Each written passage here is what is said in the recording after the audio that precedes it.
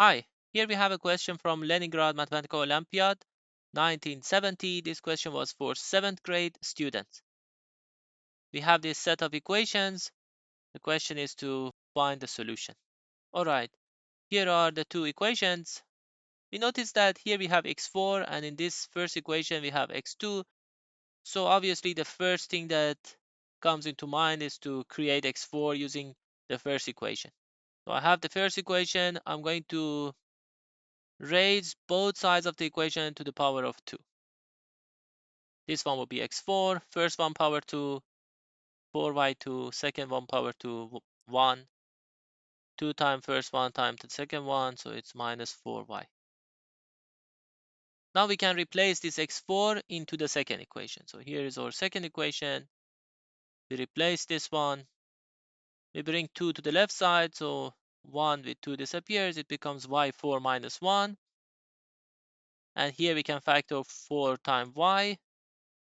This one y would be left, and from the second one, 1 would be left, so y minus 1. Here we can use the famous algebraic identity. We can decompose this into y minus 1, multiply y3 plus y2 plus y plus 1. And now we can see that we have two factors that are the same. Okay, so here we can factorize this, y minus 1 times y3 plus y2. Here we have 4y, here we have y, so we will be left with 5y plus 1 is equal to 0. So either this one is 0 or that one or both of them.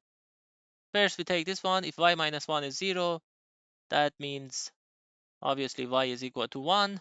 And if we put y equal to 1 in the first equation, so this will be 2 minus 1 is 1, so x2 will be 1. So the solution is y equal to 1 and x will be plus or minus 1. So 1 and 1 or 1 and minus 1. Now at this point, I spent maybe 5 to 10 minutes unnecessary time to investigate the roots of this second term, because I thought that I can solve this third order polynomial and then maybe it leads to another set of solutions.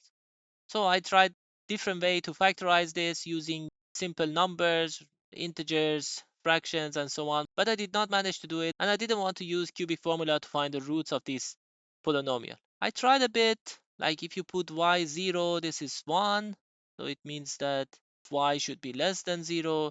If you put y minus 1 with this disappears, this would be minus 4. So between 1 and minus 1, we have a solution. I tried a bit, but I couldn't factorize this to find the solution.